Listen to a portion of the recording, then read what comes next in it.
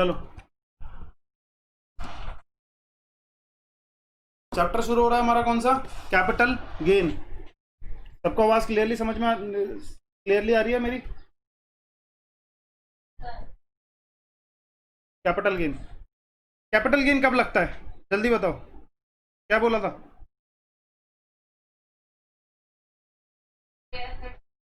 Assets कौन सी? Stock या फिर capital assets? Capital assets. Profit and gain arising from transfer of capital assets. क्या है? दो चीजें यहां पे इंपॉर्टेंट हो गई। एक तो हो गया ट्रांसफर, एक हो गया कैपिटल गेन। दो चीजें। कैपिटल एसेट्स, तुम्हारे पास वो जो एसेट है वो कैपिटल एसेट होनी चाहिए, और उस एसेट को आपने ट्रांसफर किया होना चाहिए। अगर वो ट्रांसफर है, ट्रांसफर लिखा हुआ है सेक्शन 247 में, ट्रांसफर लिखा हुआ है कि ट्रांसफर किस किस चीजों को मानेंगे। अगर वो ट्रांसफर नहीं है तो क्या कैपिटल गेन लगेगा? दोनों चीज होगी। यानी कोई कैपिटल एसेट्स है, कोई एक आदमी है, उसके हाथ में पर्सन है, के पास एक कैपिटल एसेट्स है। कैपिटल एसेट्स को इसने क्या किया है? ट्रांसफर किया है। जैसे ही उसने ट्रांसफर किया, और ये अगर ट्रांसफर प्रूव हो गया और ये कैपिटल एसेट्स प्रूव हो गया, तो ट्रांसफर करते ही जिस ईयर में ट्रांसफर किया है, मान लो 1920 में उसने ट्रांसफर किया है, उसी ईयर में जो प्रॉफिट होगा, यानी कि मान लो कि इसके पास एक घर था जो कि इसका कैपिटल एसेट था, और कैपिटल एसेट्स को उसने ट्रांसफर कर दिया है। मान लो उसने घर खरीदा था 2 लाख रुपए, 2 लाख रुपए का एक घर खरीदा था, और जिसको बेच दिया उसने 4 लाख रुपए में, सेल कर दिया उसने 4 लाख रुपए में। उसको प्रॉफिट कितना हुआ? ये विद इन 1 ईयर किया है उसने, विद इन 1 ईयर में ही उसने बेच दिया। प्रॉफिट कितना हुआ उसको? 2 लाख रुपए का प्रॉफिट हो गया। तो 2 लाख रुपए का जो प्रॉफिट एंड गेन आया, इसको कहां पर टैक्सेबल करेंगे? इसको under the head capital gain. समझ में आ रहा है क्या? ये है मिस्टर एक्स, किसने सेल किया अपना एक घर। किसको घर सेल किया? किसको घर सेल किया? मिस्टर वाई को सेल किया। कितने का सेल किया? 4 लाख का सेल किया, और 2 लाख रुपए का प्रॉफिट आ गया। यहां तक बात क्लियरली समझ में आती है सभी को? ये तो सर पहले से ही पता था हमको, आपने क्या नया बता दिया। चलो आओ, इसकी कैलकुलेशन हमें कैसे करनी है एज पर दी इनकम टैक्स। वो कहता है कि पहले फुल वैल्यू ऑफ कंसीडरेशन, पूरी फुल वैल्यू ऑफ कंसीडरेशन मतलब सेल करके कितना पैसा आया।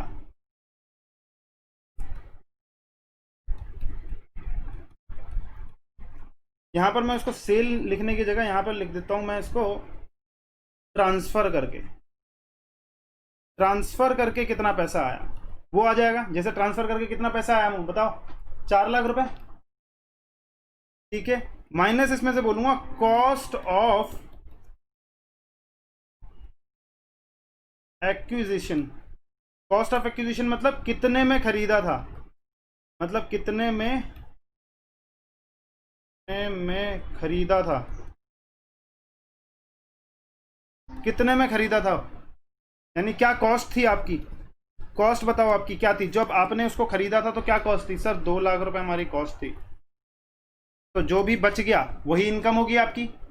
अरे इनकम तो उसी को बोलते हैं ना जो बच जाता है अपने को, ठीक है। तो कितना बच गया? हमें 2 लाख रुपए बच गया। सर ये क्या है? सर कैपिटल गेन है। अब दो चीजें, कैपिटल गेन तो निकल गया। ये capital gain short term capital gain है या फिर लॉन्ग टर्म कैपिटल गेन है, ये डिफाइन करना पड़ेगा। ये डिपेंड किस पे करेगा कि असेट जो सेल की है हमने, असेट जो सेल की है वो लॉन्ग टर्म कैपिटल एसेट थी या फिर लॉन्ग टर्म या फिर शॉर्ट टर्म कैपिटल एसेट थी। तो मैंने घर सेल किया है, ये डिपेंड किस पे करेगा। अगर जो घर था हमारा, जो घर था वो शॉर्ट टर्म कैपिटल एसेट था, शॉर्ट टर्म कैपिटल एसेट था, या फिर जो घर था हमारा वो लॉन्ग टर्म कैपिटल एसेट था। अब sir short term capital assets क्या चीज होता है? शॉर्ट टर्म कैपिटल एसेट्स को अगर बेचोगे तो शॉर्ट टर्म कैपिटल गेन होगा, लॉन्ग टर्म कैपिटल एसेट्स को बेचोगे तो लॉन्ग टर्म कैपिटल गेन होगा। अब बात आती है sir short term capital gain किसको, कैपिटल एसेट्स कैसे बताएंगे कि शॉर्ट टर्म कैपिटल एसेट्स क्या है, लॉन्ग टर्म कैपिटल एसेट्स क्या है। आ जाओ, इसके लिए मैं एक और आपको चार्ट दिखाता हूं जिससे आप समझो। यहां तक समझ में आया अभी तक कहानी क्या हुई?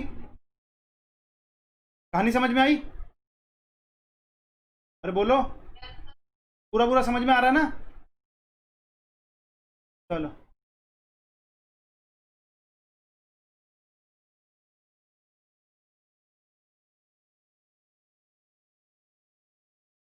देखो, यहां पे क्या बोला था, पढ़ो। Any profit and gain arising from transfer of capital assets in the previous year, जिस प्रीवियस ईयर में सेल होगा, ठीक है। और मान लो कि किसी प्रीवियस ईयर में सेल किया गया यानी कि ट्रांसफर किया गया कैपिटल एसेट्स को, shall be taxable under the head, capital gain में टैक्सेबल होता है इन द ईयर, उस ईयर में इन विच ट्रांसफर टुक प्लेस, जिस ईयर में ट्रांसफर हुआ है उसी ईयर में हमें टैक्स देना पड़ेगा। समझ में आया या नहीं आया? उसी ईयर का टैक्स देना पड़ेगा। चलो सर समझ में आ गया। अब लॉन्ग टर्म कैपिटल गेन और शॉर्ट टर्म कैपिटल गेन होगा तो क्या होगा दोनों में से? देखो, long term capital gain and short term capital gain depend करता है कि जब ट्रांसफर किया है तो वो ट्रांसफर है क्या, लॉन्ग टर्म कैपिटल एसेट्स है क्या जो ट्रांसफर किया है। अगर लॉन्ग टर्म कैपिटल एसेट्स यानी कि जो हमने अपने एग्जांपल में घर को ट्रांसफर किया है वो अगर लॉन्ग टर्म कैपिटल गेन है, sorry long term capital assets है, तो लॉन्ग टर्म कैपिटल गेन होगा। अगर वो जो घर है वो शॉर्ट टर्म कैपिटल एसेट्स है तो शॉर्ट टर्म कैपिटल गेन होगा। सर ये बताओ शॉर्ट टर्म कैपिटल एसेट्स कब बनेगा और लॉन्ग टर्म कैपिटल एसेट्स कब बनेगा? शॉर्ट टर्म कैपिटल एसेट्स कब बनेगा और लॉन्ग टर्म कैपिटल एसेट्स कब बनेगा? देखो, कोई भी सिक्योरिटीज, अगर कोई सिक्योरिटीज तीन कैटेगरी में डिवाइड किया गया है, कोई भी अगर सिक्योरिटीज है, जैसे कि कौन कौन सी सिक्योरिटीज यहां पे लिखा हुआ है, ये ऊपर की है सिक्योरिटीज कौन सी, listed on recognised stock exchange of India, listed on recognised stock exchange in India. India में अगर कोई रिकॉग्नाइज्ड स्टॉक एक्सचेंज है उसमें अगर लिस्टेड है किसी कंपनी के शेयर्स, इक्विटी शेयर्स वगैरह, तो अगर उसको ऑन और बिफोर 12 महीने से पहले सेल कर दिया, जिस दिन 12 महीने पूरे हुए उस दिन या फिर उससे पहले सेल कर दिया, तो उसको बोलेंगे शॉर्ट टर्म कैपिटल गेन हुआ है हमें, यानी कि इसको बोलेंगे हमारा शॉर्ट टर्म कैपिटल एसेट्स था। क्लियरली समझ में आ रहा है या नहीं आ रहा? जैसे कि फॉर एन एग्जांपल अगर मैं बोलूं कोई एक लिस्टेड शेयर्स था हमारे पास, 1/4/2019 को हमने परचेज किया और 31 सितंबर 2019 को सेल कर दिया हमने। अगर इसको सेल कर दिया तो ये शॉर्ट टर्म कैपिटल गेन हुआ या लॉन्ग टर्म कैपिटल गेन हुआ? बोलो। शॉर्ट टर्म कैपिटल गेन होगा। समझ में आ रहा है? अगर मान लो लॉस हो गया तो शॉर्ट टर्म कैपिटल लॉस होगा। यही है बात, समझ में आ रहा है? अगर मान लो जैसे एक साल पूरा हो जाता है कब, 1/4/2019 को खरीदा था और मैंने बेच दिया 31 मार्च 2020 को, क्या यहां पे पूरा एक साल कंप्लीट हो जाता है इस दिन? अगर इस दिन मैंने बेचा या फिर इससे पहले की डेट में बेचा तो भैया शॉर्ट टर्म कैपिटल क्या होगा? शॉर्ट टर्म कैपिटल गेन होगा अगर गेन हुआ तो, या फिर अगर लॉस हुआ तो शॉर्ट टर्म कैपिटल लॉस। हम गेन का ही एग्जांपल लेंगे यानी कि उसमें इंक्लूडेड रहेगा शॉर्ट टर्म कैपिटल लॉस। ठीक है, अगर मान लो मैंने इसको बेचा 1/4/2020 को अगर मैंने बेचा तो क्या यहां पर एक साल से ज्यादा हो गया या नहीं हो गया? आफ्टर 12 मंथ्स हो गया या नहीं हो गया? बोलो। आफ्टर 12 मंथ्स हो गया। जब आफ्टर 12 मंथ्स हो जाएगा तो मैं क्या बोलूंगा इस एसेट्स के लिए, किस एसेट्स के लिए? लिस्टेड शेयर मेरा क्या है? लॉन्ग टर्म कैपिटल एसेट है। और अगर मैंने 12 महीने के बाद बेचा तो उसको बोलूंगा लॉन्ग टर्म कैपिटल गेन। बात आ गई यहां पे समझ में या नहीं आई अभी तक? सर आ गई है हमारे बात समझ। अच्छा सर किस किस के लिए हमने डेट ये चीजें देखनी है? 12 महीने किन किन चीजों के लिए देखने हैं? सर 12 महीने देखने में लिस्टेड शेयर्स जो कि रिकॉग्नाइज इन स्टॉक एक्सचेंज, कौन सा? इन इंडिया में रिकॉग्नाइज है, या फिर यूनिट ऑफ यूटीआई, या फिर कोई भी unit of equity oriented mutual fund. अगर कोई भी म्यूचुअल फंड रहेगा उसमें इक्विटी ओरिएंटेड म्यूचुअल फंड, पता है ना आपको? इक्विटी ओरिएंटेड म्यूचुअल फंड जिसमें बोलते हैं कि 90% से तक का कुछ कंडीशंस होती है, मतलब मोस्टली जो आप म्यूचुअल फंड में लगाया आपने पैसा, और म्यूचुअल फंड ने पैसा लगाया है किसी इक्विटी शेयर्स में, मतलब कुछ एक फिक्स परसेंटेज रहता है उनका, और फिक्स परसेंटेज इक्विटी शेयर में लगाया जाता है उनको, तो उसको बोलते हैं क्या, units of equity oriented mutual fund. ठीक है, जो अगर आपने यूनिट्स खरीदी रहेगी तो आपको क्या लगेगा, 12 महीने तक रखा है या उससे पहले आपने बेच दिया, 12 महीने या फिर उससे पहले बेच दिया तो आपको शॉर्ट टर्म कैपिटल गेन होगा अगर बेचने पर, या फिर उससे बाद में बेचते हो तो आपको लॉन्ग टर्म कैपिटल गेन होगा। जीरो कूपन बॉन्ड, अगर जीरो कूपन बॉन्ड मैंने 3 बार बताया हुआ है, इस पर कोई भी इंटरेस्ट नहीं मिलता है, भारी डिस्काउंट पे इशू किया जाता है, यानी पार वैल्यू अगर 100 रुपए है तो 80 रुपए आज इशू किया गया है। 5 साल बाद आपको जब पूरे साल में कुछ नहीं मिलेगा, रिडम्पशन जब होगा उसका जब रिडम्पशन किया जाएगा, रिडम्पशन मतलब जब आप शेयर वापस करोगे कंपनी को, ठीक है, बॉन्ड को वापस करोगे, सॉरी बॉन्ड को वापस करोगे और वहां से कंपनी आपको पैसा रिलीज करेगी, लेकिन पैसा जो रिलीज होगा वो 100 रुपए के हिसाब से होगा। समझ में आ गया? हरी डिस्काउंट में इशू करते थे और पार वैल्यू पे रिडम्पशन करते थे उसकी। तो इन 3 एसेट्स अगर आपके पास है, ये 3 अगर एसेट्स आपके पास है तो 12 महीने देखे जाएंगे। इसके बाद अगर कोई अनलिस्टेड सिक्योरिटीज है, मान लो कि कोई सिक्योरिटीज है एबीसी लिमिटेड की, कोई प्राइवेट लिमिटेड कंपनी है, उसके शेयर्स हैं, उसके शेयर जो है वो स्टॉक एक्सचेंज में रिकॉग्नाइज ही नहीं है। अगर उसके रिकॉग्नाइज नहीं है इंडिया में तो बोलो कितने मंथ देखने पड़ेंगे, 24 मंथ्स देखने पड़ेंगे। आफ्टर 24 मंथ्स अगर सेल करोगे तो लॉन्ग टर्म कैपिटल गेन हो जाएगा आपको। अच्छा, इमूवेबल प्रॉपर्टी, जो मैंने घर का एग्जांपल लिया वो क्या है, मेरा इमूवेबल प्रॉपर्टी है। लैंड हमारा क्या है, इमूवेबल प्रॉपर्टी है। अगर इन प्रॉपर्टीज को आप सेल करते हो तो अगर आपने 24 महीने या उससे पहले आपने सेल कर दिया तो वो आपका शॉर्ट टर्म कैपिटल गेन रहेगा, लेकिन अगर 24 महीने के बाद यानी 2 साल के बाद आपने बेचा तो वो क्या चीज हो जाएगा, आपका long term capital gain. Other assets को छोड़ के कोई भी एसेट्स है, इन ऊपर की कैटेगरी छोड़कर कोई भी अगर एसेट्स होगा उनको 3 साल की कैटेगरी में रखा गया है। उन्होंने बोला कि 3 साल भैया, 3 साल, 1 साल, 2 साल, 3 साल। 1 साल किन के लिए, 3 चीजों के लिए। कौन कौन से, listed recognise on stock exchange in India. अच्छा, फिर दूसरा क्या चीज आ जाएगा, यूनिट्स ऑफ यूटीआई आ जाएगा, और units of equity oriented mutual fund आ जाएगा, और चौथा क्या आ जाएगा, जीरो कूपन बॉन्ड। इन 4 चीजों के लिए बोला गया कि 12 महीने देखे जाएंगे। 12 महीने या उससे पहले सेल कर दिया तो शॉर्ट टर्म कैपिटल गेन या फिर long term capital gain. Unlisted securities, अच्छा एक बात बताओ, मिस्टर एक्स के पास शेयर्स थे PQR private limited, PQR limited के, PLC limited, PQR PLC limited registered in USA, एक यूएसए में रजिस्टर्ड है कंपनी और लिस्टेड है यूएसए रिकॉग्नाइज स्टॉक एक्सचेंज में,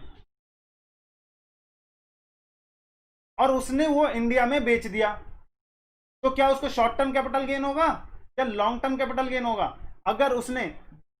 अगर उसने वो शेयर 1 साल तक, मतलब 1.5 साल तक रखा है, तो अगर 1.5 साल तक उसने क्या रखा है, शॉर्ट टर्म कैपिटल। क्यों? Very good. वो किस में आ जाएगा, कौन सी कैटेगरी में आ जाएगा? वो आ जाएगा इंडिया में, तो वो अनलिस्टेड है। जब इंडिया में अनलिस्टेड है तो 2 साल देखा जाएगा उसका। अगर 2 साल तक रखा उसने तो ठीक है भैया, तुम्हारा शॉर्ट टर्म कैपिटल गेन। अगर 2 साल बाद तक रखा उसने, इतने 2 साल बाद तक रखा तो वो उसका हो जाएगा लॉन्ग टर्म कैपिटल एसेट्स। चलो, अदर कैटेगरीज अगर आ गई, इसमें से कोई भी अगर अदर कैटेगरी अगर तुमने सेल की है, जैसे बिजनेस की कार हो गई, बिजनेस की कार तुमने सेल कर दी, वो तुम्हारे लिए कैपिटल एसेट्स था। बिजनेस की कार तुम्हारे लिए कैपिटल एसेट्स है, तो क्या उन ऊपर की कैटेगरीज में आ रही है वो? नहीं। तो वो कितने साल देखा जाएगा उसका, बोलो बोलो, कितने साल देखा जाएगा, बोलो। 12 मंथ कहां से, बिजनेस की कार ऊपर 3 साल, 36 मंथ देखा जाएगा। 36 मंथ या फिर उससे पहले अगर सेल करोगे तो तुम्हें क्या होगा उस पर, तो वो तुम्हारा क्या है, शॉर्ट टर्म कैपिटल एसेट्स, वरना उससे ज्यादा करोगे तो लॉन्ग टर्म कैपिटल एसेट।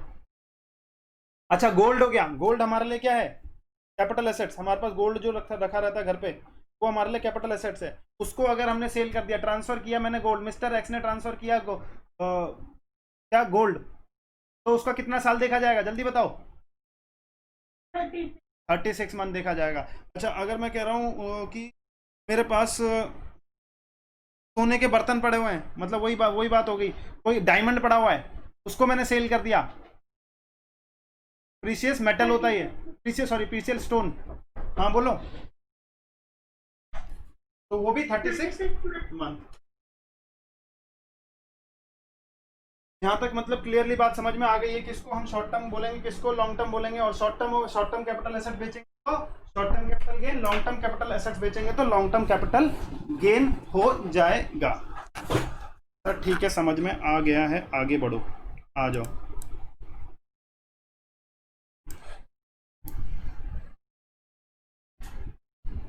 मैंने बोला था अपने एग्जाम्पल में क्या, एक घर है, ऐसी होता था घर,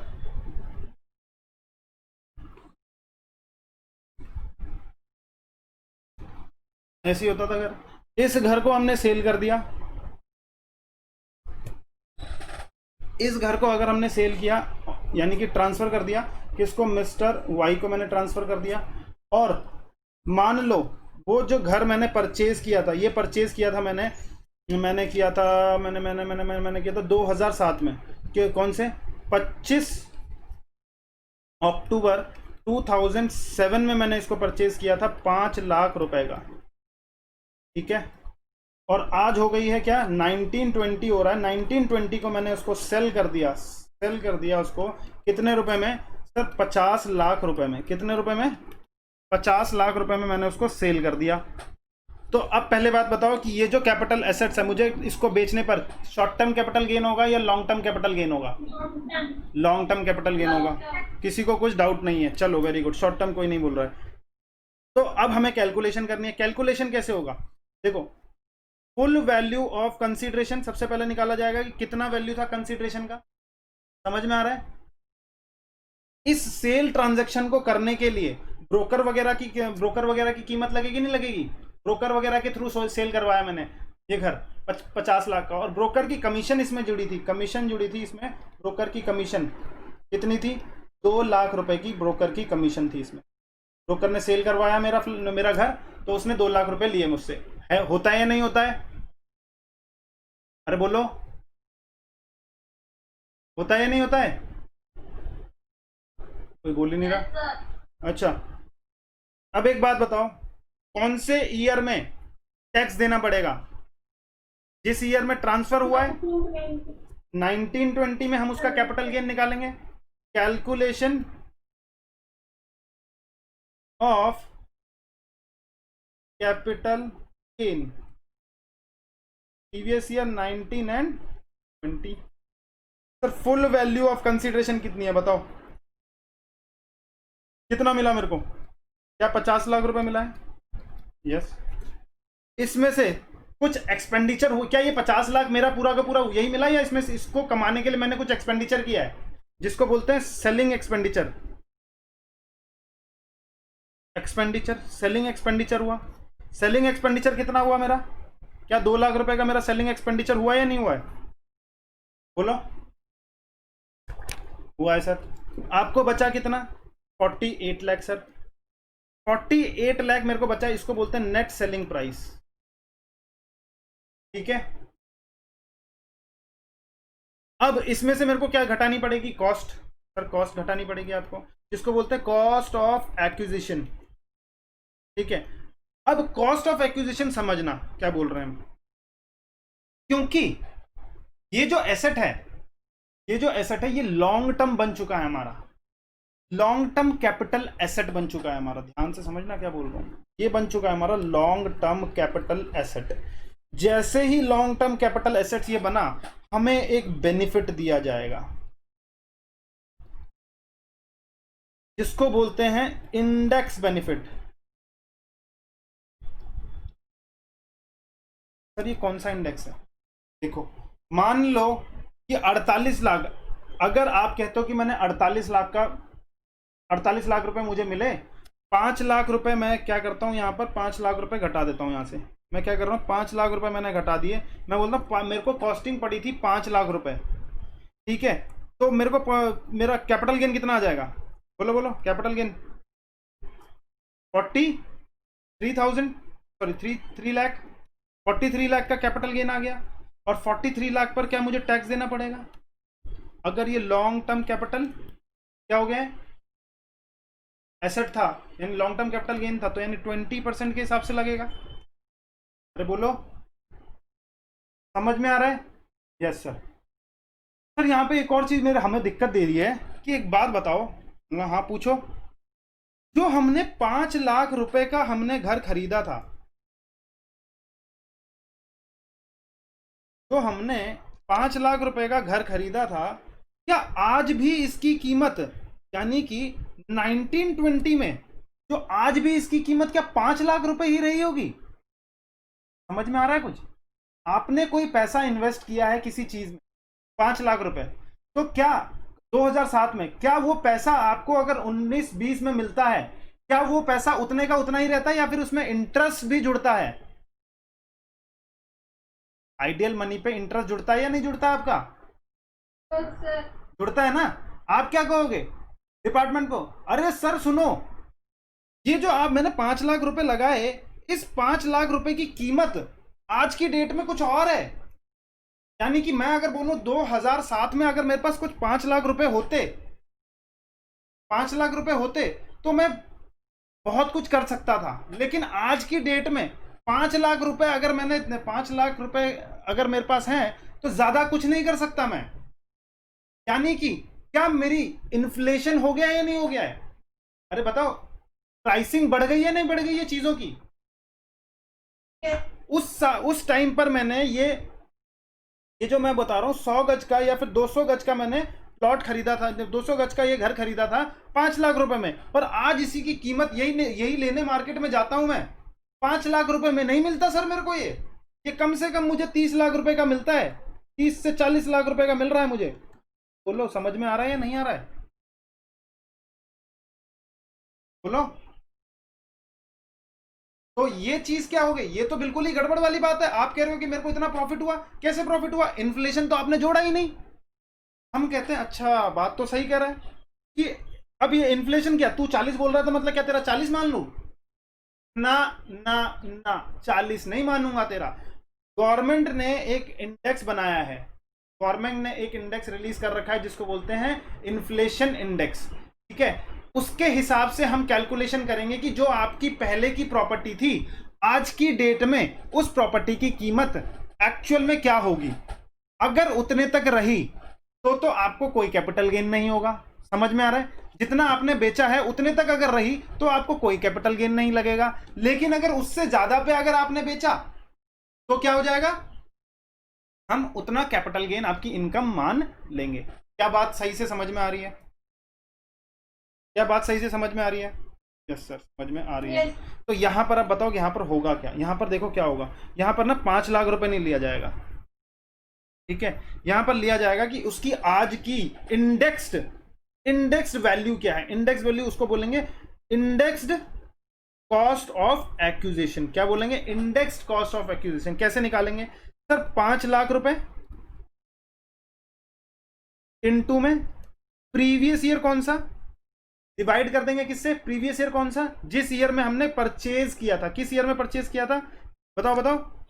7 में, तो यानी 7-8 में। अरे 7 प्रीवियस ईयर कौन सा था? 7 और 8 ना, 7 और 8 था हमारा प्रीवियस ईयर,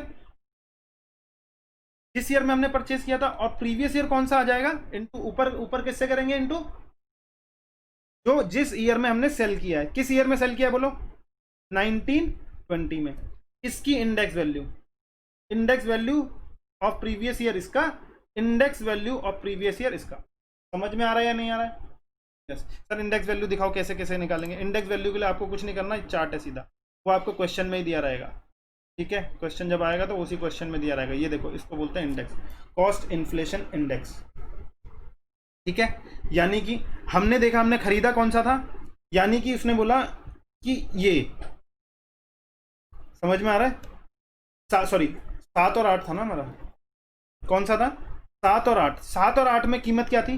129 रुपए, ठीक है, 7 और 8 में 129 रुपए की कीमत थी। और आज उसी 129 रुपए की कीमत, बोलो, बढ़कर क्या क्या चीज हो गई है?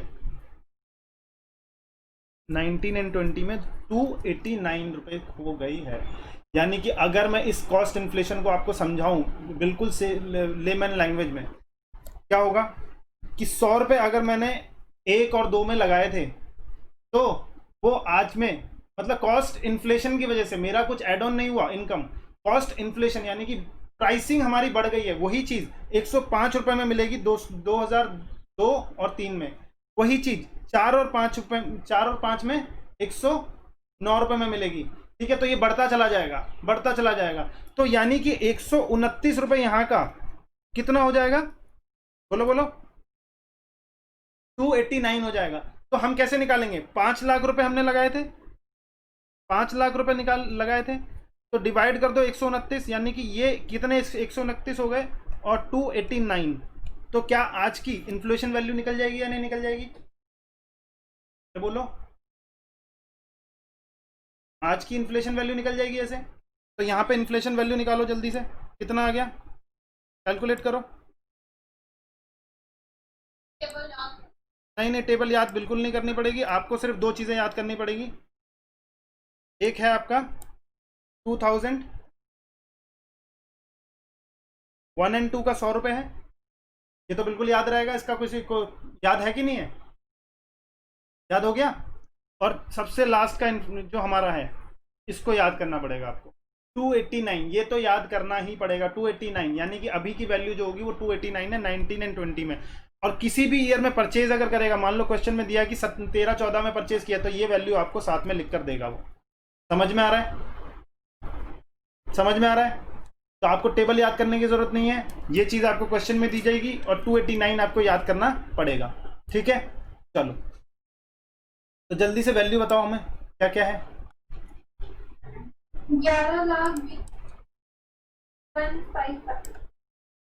5 लाख डिवाइडेड बाय 129 इंटू में क्या चीज आ जाएगा, बोलो, 289। कितना आ गया? 11 लाख। कितना आया, बोलो बोलो बोलो, कितना आया? 155 रुपए।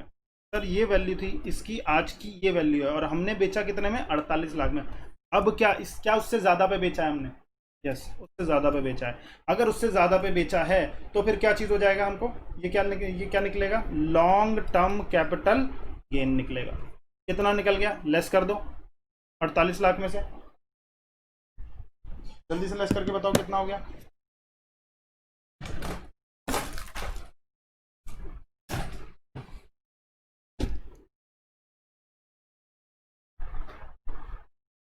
लेस, तो वो भी मैं ही करूं? सर आप ही करो, ठीक है, मैं ही कर लेता हूँ।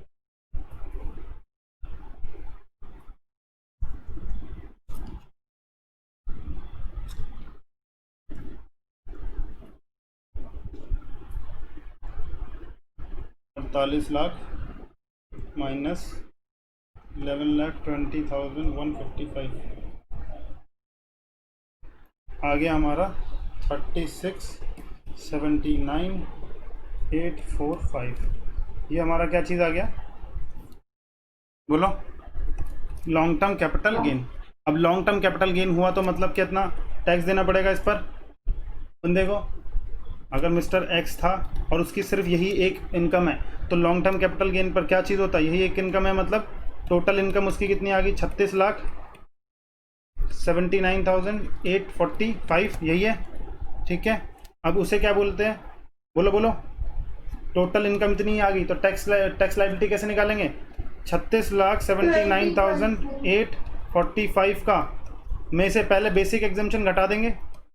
बेसिक एग्जम्पशन घटाते हैं ना, क्योंकि अदर इनकम तो है, नॉर्मल इनकम नहीं है, तो लेकिन जब नॉर्मल इनकम नहीं है तो फिर अनएग्जॉस्टेड का बेनिफिट मिलता है लॉन्ग टर्म में से भी। हाँ, तो इसमें से घटाने के बाद जितना बचेगा उसका 20%।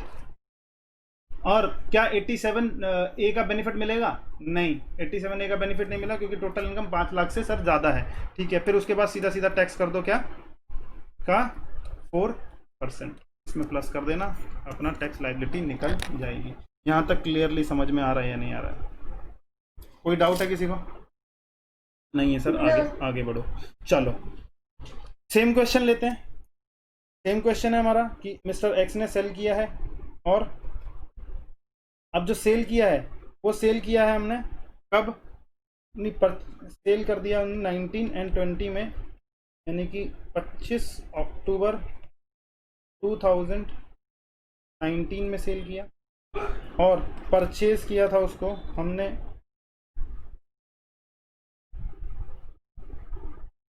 किया था, परचेज किया था 25 नवंबर 2017 में। ठीक है, तो 17 और 18 में हमने परचेज किया हुआ था उसको। ठीक है सर, कितने का? सर वही सेम है, प्राइसिंग 50 लाख और 2 लाख रुपए कमीशन दिया था ब्रोकर को। ठीक है, और कॉस्टिंग हमें पड़ी थी वही 5 लाख रुपए की।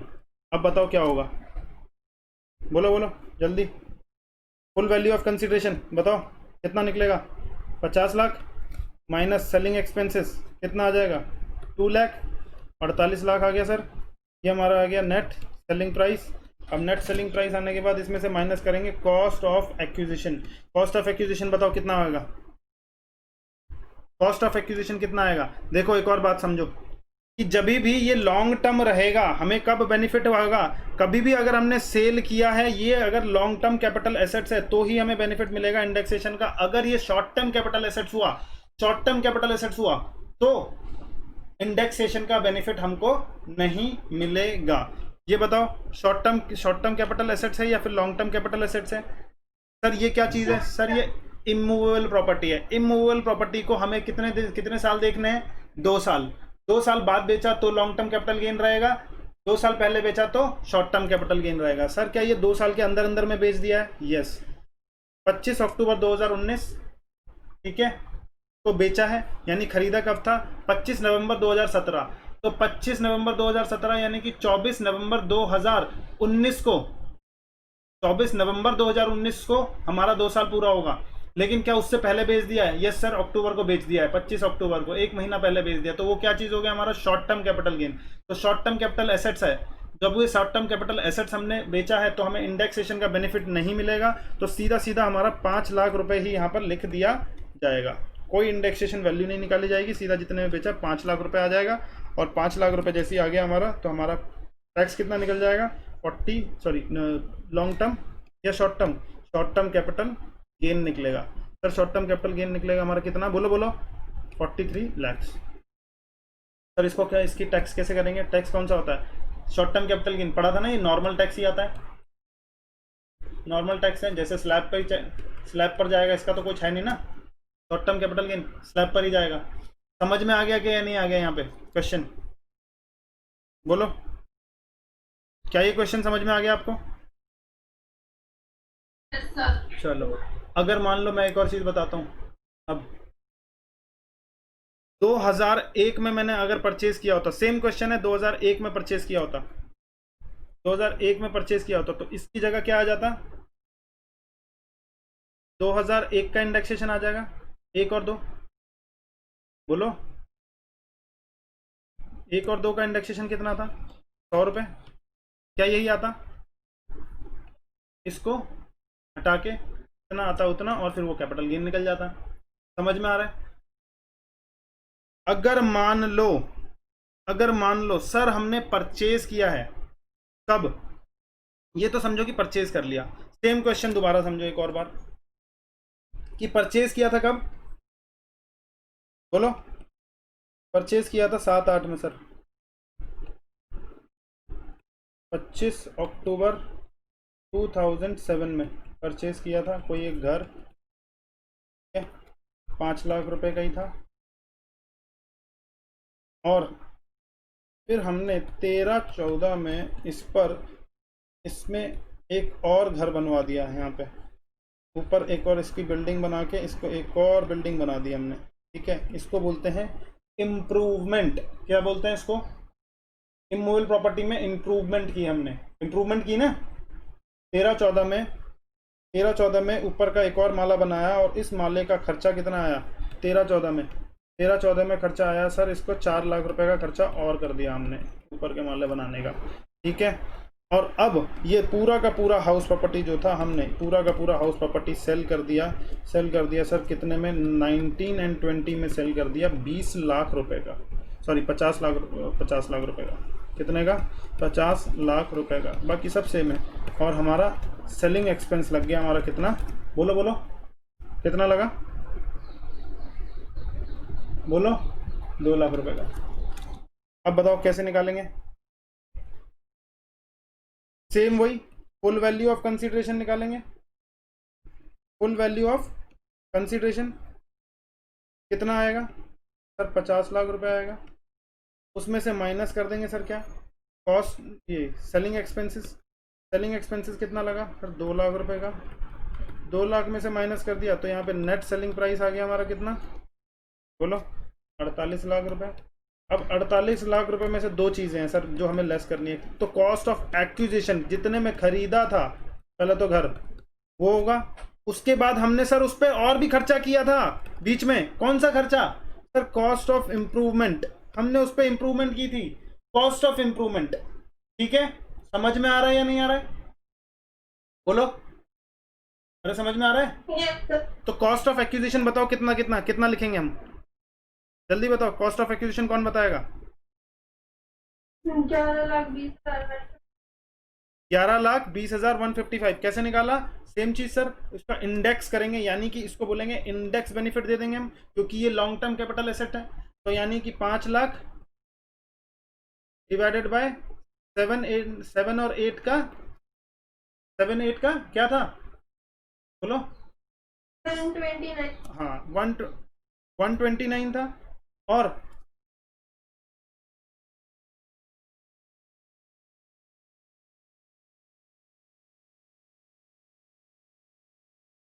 और इनटू करके कौन सा ईयर आ जाएगा? 19 एंड 20। इसका कितना था? 289।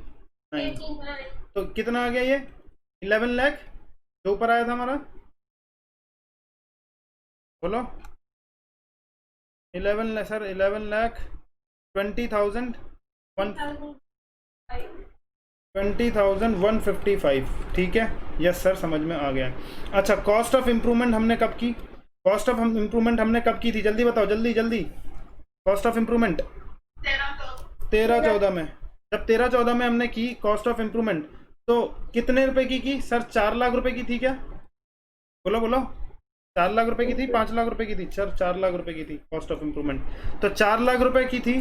कौन से ईयर में की थी? 13-14। तो इन्फ्लेशन कौन सा आ जाएगा नीचे? इंडेक्स 13-14 का। और यहाँ पे कितना आ जाएगा? 920, नहीं सॉरी 1920। तो यहाँ पे इन्फ्लेशन देखेंगे हम। इन्फ्लेशन 13-14 का कितना है? 13-14 का इन्फ्लेशन बताओ बताओ। 13-14 सर सर सर 13-14 ये 13-14 220 आ गया क्या? 220 आ गया यहाँ पे। तो नीचे 220 और ऊपर क्या चीज़ आ जाएगा? 289। ठीक है क्या?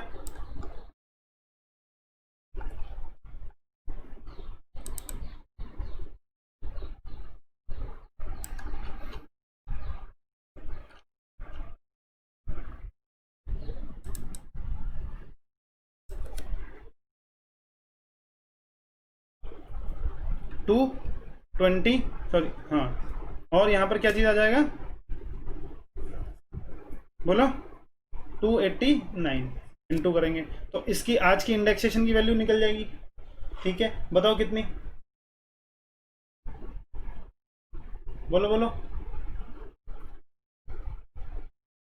बोलो, कितना आ गया? तो आप ही निकाल लो। चलो,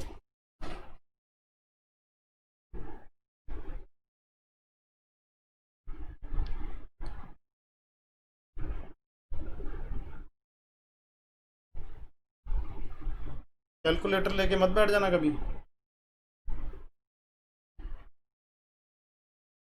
इंटू 289 डिवाइडेड बाय 5,25,454.546।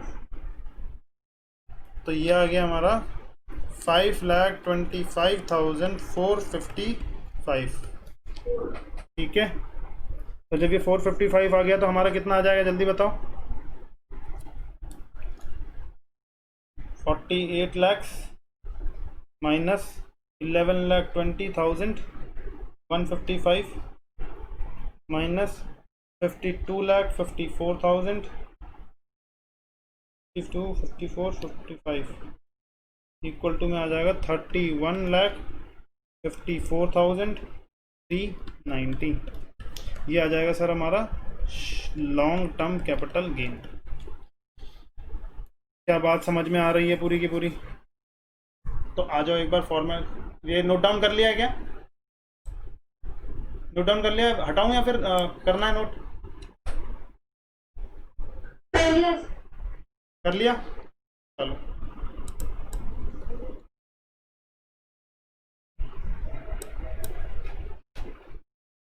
आ जाओ फॉर्मेट देख लो। फॉर्मेट क्या हुआ हमारा, देखो क्या बोला, कंप्यूटेशन ऑफ कैपिटल गेन कैसे निकालेंगे? फुल वैल्यू ऑफ कंसीडरेशन निकलेगा, सेलिंग प्राइस माइनस कर देंगे और अदर एक्सपेंसेस जितने भी रहे थे, नेट कंसीडरेशन आ जाएगा हमारा। ठीक है, नेट कंसीडरेशन के बाद आ जाएगा कॉस्ट ऑफ एक्विजिशन या फिर इंडेक्स कॉस्ट ऑफ एक्विजिशन, आई मतलब इंडेक्स कॉस्ट ऑफ एक्विजिशन आ जाएगा। ठीक है, कॉस्ट ऑफ इंप्रूवमेंट या फिर इंडेक्स कॉस्ट ऑफ इंप्रूवमेंट आ जाएगा। ठीक, लॉन्ग टर्म कैपिटल गेन या फिर शॉर्ट टर्म कैपिटल गेन। ठीक है, इंडेक्स बेनिफिट बताया हुआ है कि index benefit cost of acquisition for earn cost of improvement दोनों के लिए मिलेगा, लेकिन अगर शेल नॉट बी प्रोवाइडेड, अगर वो शॉर्ट टर्म कैपिटल गेन होगा तो आपका, अगर शॉर्ट टर्म कैपिटल गेन होगा, कब होगा शॉर्ट टर्म कैपिटल गेन? जब शॉर्ट टर्म कैपिटल एसेट रहेगा। समझ में आ रहा है? Yes sir. Index cost of acquisition कैसे निकालना है देख लो, बताया था। इंडेक्स कॉस्ट ऑफ एक्विजिशन कैसे, कॉस्ट ऑफ एक्विजिशन निकालेंगे और जिस ईयर में index of the year in which asset was transferred, जिसमें ट्रांसफर किया गया है, और एसेट्स वाज परचेज, जिसमें भी परचेज किया गया। सर कुछ पॉइंट में लिखा हुआ है, नीचे पॉइंट में क्या लिखा हुआ है देखो, index of the year 1 or 2 shall be taken into consideration if property was purchased or constructed before 1/4/2001। क्या बोला गया है यहाँ पर? अगर एक, देखो इंडेक्सेशन के, इंडेक्स का टेबल कहाँ से स्टार्ट है? 1-2 से ही है। इसकी टेबल कहाँ से स्टार्ट हो रही है? तो 1-2 से ही हो रही ना, 1/4/2001 से लेकर स्टार्ट हो रही है इसकी टेबल। तो अगर इस डेट से पहले खरीदा है, इस डेट से पहले कोई प्रॉपर्टी खरीदी थी, हो सकता है, क्यों नहीं हो सकता सर? 1999 में हमने कोई प्रॉपर्टी खरीदी थी, तो कॉस्ट इन्फ्लेशन कितना लेंगे नीचे डिवाइडेड में? बोलो 100 लेंगे, तभी भी हम 100 लेंगे। 1999 हो गया, या फिर 1978 में हमने कोई घर परचेज किया था, हमने कोई घर परचेज किया था और घर की वैल्यू थी सर उस वक्त 5 लाख रुपए की। अब 5 लाख रुपए यहाँ पे आ जाएगा, तो और 1920 में मैंने उसको बेच दिया, तो नीचे क्या आ जाएगा? तो भी नीचे कॉस्ट इन्फ्लेशन 100 ही आएगा। कौन सा लेंगे? 01 और 02 का, और इंटू 19 और 20 का कॉस्ट इन्फ्लेशन यहाँ पे लेंगे, यानी कि 80 क्या जाएगा? 180 सॉरी 289। ठीक है, समझ में आ गया? आ जाओ आगे बढ़ते हैं। सेम चीज वही लिखी गई है इंप्रूवमेंट के लिए भी। इंप्रूवमेंट में क्या बोला कि कॉस्ट इन्फ्लेशन से एडजस्ट किया जाएगा। कॉस्ट ऑफ इंप्रूवमेंट जितने की हमने इंप्रूवमेंट की बाद में, उसको पर एसेट्स वॉज ट्रांसफर्ड ऊपर आ जाएगा जिस टाइम पे ट्रांसफर किया गया है, और कॉस्ट जब इनकर्ड किया जाएगा। अच्छा, मान लो कि अब 1 और 2 का इंडेक्स लिया जाएगा, shall be taken into consideration if expenditure was incurred before 1/4/2001।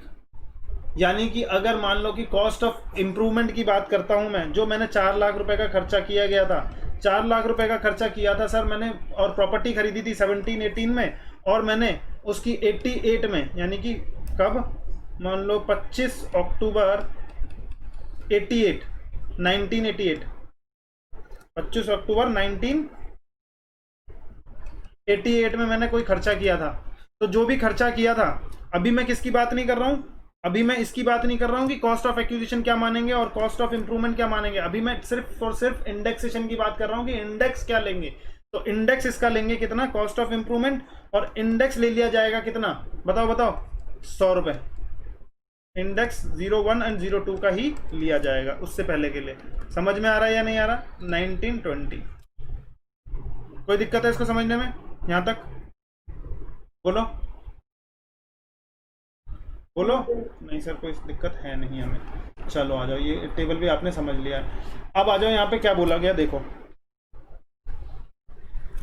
अब ये बात कर रहे हैं कॉस्ट ऑफ एक्विजिशन की बात कर रहे हैं। क्या बोल रहे हैं? कॉस्ट ऑफ एक्विजिशन की cost of acquisition for capital assets purchase prior to 1/4/2001 को।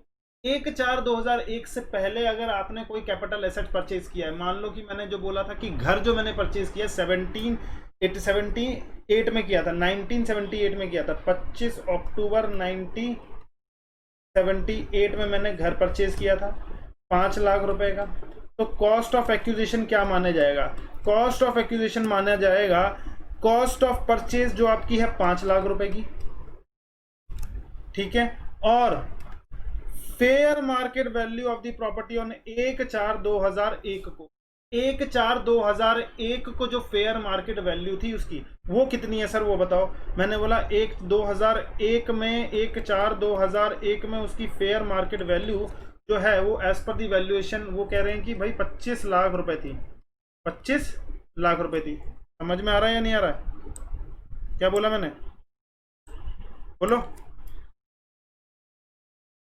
सर। उसकी जो फेयर मार्केट वैल्यू थी उस वक्त, प्रॉपर्टी के दाम बहुत बढ़ गए थे, 25 लाख रुपए तक प्रॉपर्टी चली गई थी, ठीक है, उस टाइम पर उस प्रॉपर्टी की।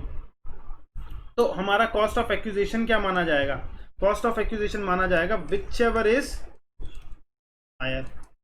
25 लाख रुपए की कॉस्ट ऑफ एक्विजिशन मानी जाएगी। और 20 और 1 और 2 का क्या लिया जाएगा यहाँ पे? इंडेक्सेशन। ठीक है, क्वेश्चन उठाते हैं सेम वैसे ही। मान लो वही सेल किया है हमने, सेल किया है, कब सेल किया सर? 19 एंड 20 में ही सेल किया है हमने। 25 अक्टूबर 19 को हमने सेल किया है। कितने में सेल किया है बताओ बताओ? 50 लाख का। सेलिंग एक्सपेंसेस कितना लगा? 2 लाख रुपए का, ठीक है। चलो सेलिंग एक्सपेंसेस रहने दो, सेलिंग एक्सपेंसेस का आपको ट्रीटमेंट पता चल चुका है, ठीक है। Cost of acquisition, cost of acquisition कितना था? बोलो बोलो कितना था cost of acquisition sir? 5 lakh रुपए का। कब परचेज किया था सर? परचेज किया था हमने 25 अक्टूबर 1978 में। कॉस्ट ऑफ इम्प्रूवमेंट 2 लाख रुपए का किया था। कब किया था कॉस्ट ऑफ इम्प्रूवमेंट सर? हमने किया था इसको कॉस्ट ऑफ इम्प्रूवमेंट किया था, एक्सपेंडिचर ये था हमारा एक्सपेंडिचर, और एक्सपेंडिचर हमने किया था हमारा सर 24 सितंबर 1988 में। फिर एक और हमने इस पर कॉस्ट ऑफ इम्प्रूवमेंट एक और किया, कॉस्ट ऑफ इम्प्रूवमेंट एक और किया। यानी ये कॉस्ट ऑफ इम्प्रूवमेंट का मतलब सिर्फ माला बनाना नहीं है कि एक और भाई हमने खड़ा कर दिया, उसका रिनोवेशन भी हो सकता है, उसका भाई कंस्ट्रक्शन करना है दोबारा उस प्रॉपर्टी पे जो भी खर्चा किया गया है दोबारा उसको बोलते हैं कॉस्ट ऑफ इम्प्रूवमेंट। रिनोवेशन किया, कुछ फिटिंग्स लगा दी, कुछ ये लगा दिया, कुछ ना कुछ उस पर एडिशन किया है उस प्रॉपर्टी में, जिससे उसकी वैल्यू जो है वो बढ़ जाती है, अच्छा चलो ये सब चीज़ें उसने किया। तो जब उसने कॉस्ट ऑफ इम्प्रूवमेंट पे एक और खर्चा किया, वो खर्चा किया है 5 लाख रुपए का खर्चा। कब किया है सर? एक्सपेंडिचर किया है उसने सर 5 अप्रैल 2005 में उसने किया है, ठीक है। और चलो, और उसने सेल कब किया उसको? सेल तो सर बता दिया था पहले ही मैंने, ठीक है।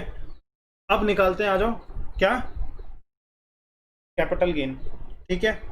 क्या प्रॉपर्टी को देख के ही पता लग रहा है ये क्या लॉन्ग टर्म कैपिटल एसेट्स है हमारा? हाँ, 2 साल से ज़्यादा के लिए रख दिया है, Yes. ठीक है। तो लॉन्ग टर्म कैपिटल गेन ही आएगा। क्या इंडेक्सेशन का बेनिफिट मिलेगा? यस, इंडेक्सेशन का बेनिफिट मिलेगा। तो आ जाओ हम क्वेश्चन को सॉल्व करते हैं। फुल वैल्यू ऑफ कंसीडरेशन कितना आएगा, जल्दी बताओ। 5 लाख रुपए से 50 लाख रुपए सर। क्या कोई सेलिंग एक्सपेंडिचर है क्या? नहीं सर, नील सेलिंग एक्सपेंडिचर नहीं है। तो यहाँ पे नेट कंसीडरेशन कितना आ गया? नेट कंसीडरेशन आ गया 50 लाख रुपए का, ठीक है। माइनस कर देंगे अब इसमें से क्या, सबसे पहले जल्दी बताओ कौन सा? कॉस्ट ऑफ एक्विजिशन, यानी कि इंडेक्स कॉस्ट ऑफ एक्विजिशन आएगा क्या? Yes sir, index cost of acquisition आएगा। तो इंडेक्स कॉस्ट ऑफ एक्विजिशन के लिए फॉर्मूला क्या होता है? कॉस्ट ऑफ एक्विजिशन इनटू में बेस ईयर कौन सा लेंगे, जल्दी बताओ। बेस ईयर कब खरीदा था? 78 में। जब यानी कि 78 में खरीदा तो बेस ईयर कौन सा हो गया हमारा? 1 और 2, यही होगा इंडेक्सेशन के लिए। अरे बोलो 1 और 2। और बेचा कब सर? 1920 में। तो हमारा क्या चीज़ हो जाएगा? 19 और 20 यहाँ पर आ जाएगा, ठीक है सर। कॉस्ट ऑफ एक्विजिशन क्या लेंगे? यहाँ पर परचेज की गई है प्रॉपर्टी कब? 1/4/2001 से पहले परचेज की गई है। तो यानी कि 1/4/2000 पहले, 1/4/2000 पहले से पहले कब परचेज की गई थी सर? पर कॉस्ट ऑफ परचेज कितनी थी हमारी सर? 5 लाख रुपए की। अब मैं कह रहा हूं यहां पर वैल्यू जो है, वैल्यू सर एक और बात बताओ कि वैल्यू कितनी है? 1/4/2000, यानी कि फेयर मार्केट वैल्यू उसकी 1/4/2001 को उसकी फेयर मार्केट वैल्यू कितनी थी? मैंने बोला कि प्रॉपर्टी के दाम उस वक्त जो चल गए थे वो चल गए थे हमारे 7 लाख रुपए तक, ठीक है। कितना तक था? 7 लाख रुपए उसकी फेयर मार्केट वैल्यू जा रही थी। बात आ रही है यहाँ तक समझ में? ज़्यादा नहीं बढ़ी थी उस वक्त, ठीक है। तो यानी कि हमें क्या मतलब, ज़्यादा बढ़ी या कम बढ़ी? तो फेयर मार्केट वैल्यू क्या था? क्वेश्चन में आपको फेयर मार्केट वैल्यू बताएगा। हो सकता है क्या सर फेयर मार्केट वैल्यू क्या 5 लाख से नीचे जा सकता है क्या? बिल्कुल जा सकता है, क्यों नहीं जा सकता? मान लो कि प्रॉपर्टी के दाम बहुत गिर जाए उस वक्त, हो सकता है नहीं हो सकता है? तो उस वक्त उसकी वैल्यू क्या थी ये बताओ। उस वक्त उसकी वैल्यू थी 7 लाख रुपए। तो विच कॉस्ट ऑफ एक्विजिशन हमारा कितना आ जाएगा? कॉस्ट ऑफ एक्विजिशन कितना आ जाएगा? Whichever is higher. तो यानी कि कितना आ जाएगा? 7 लाख रुपए, यही आएगा।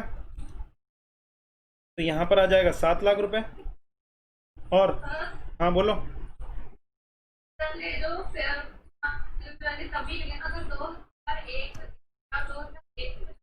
बिल्कुल सही, बिल्कुल सही। जब 2001 से पहले परचेज की गई है तभी लेना है ये, क्योंकि उसके बाद अगर परचेज वैल्यू ली गई है तो इंडेक्स वैल्यू हमारे पास है ना।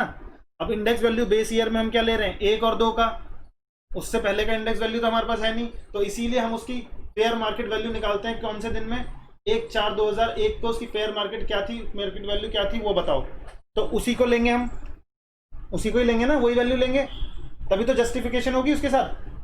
अरे समझो, ठीक है। लेकिन उन्होंने बहुत बता रखा है कि अगर आपकी कॉस्टिंग से नीचे चली जाती है अगर आपकी फेयर मार्केट वैल्यू, तो नहीं मानेंगे हम। तो यानी कि मतलब क्या हो गया? अगर मान लो ये वैल्यू 4 लाख रुपए होती तो क्या मानते? 5 लाख रुपए ही लेते। समझ में आ रहा है? अरे बोलो, समझ में आ रहा है क्या? चलो 1 और 2 को क्या था? 100 रुपए। और यहाँ पर उसकी वैल्यू कितनी है? 289। तो यहाँ पे जल्दी से बता दो यहाँ पे कितना आ जाएगा? बोलो बोलो।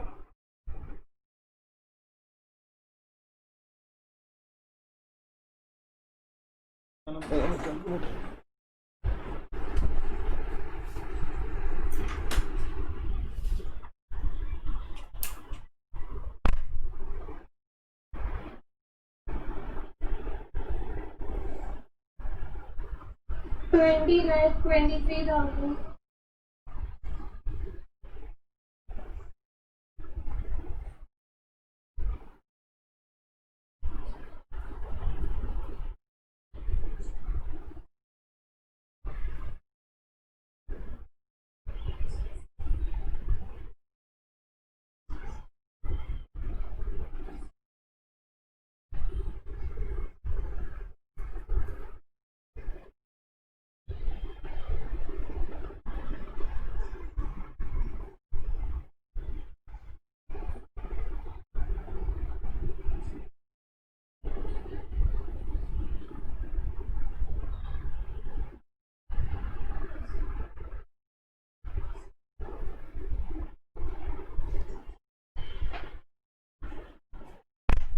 हमें निकाला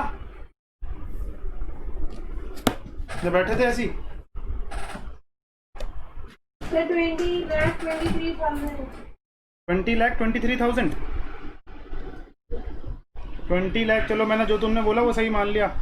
20,23,000, Yes, sir. ठीक है।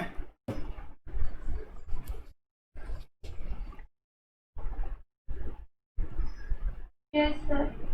289। चलो अब बात करते हैं किसकी, कॉस्ट ऑफ, बोलो बोलो किसकी बात कर रहे हैं। लेस होगा इसमें से cost of improvement. Sir index cost of improvement, sir दो इम्प्रूवमेंट हुई हैं। एक इम्प्रूवमेंट हुई है यहाँ पर, कब कब हुई थी, 2005 में हुई थी क्या, या फिर 288 में हुई थी, 88 में हुई थी ना।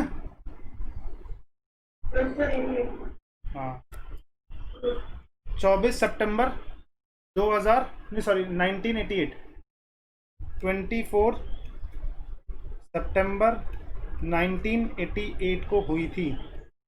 ध्यान से समझ लेना इस बात के लिए, कभी भी अगर कॉस्ट ऑफ इम्प्रूवमेंट का सवाल है और उसमें कॉस्ट ऑफ इम्प्रूवमेंट की गई है 1/4/2001 से पहले,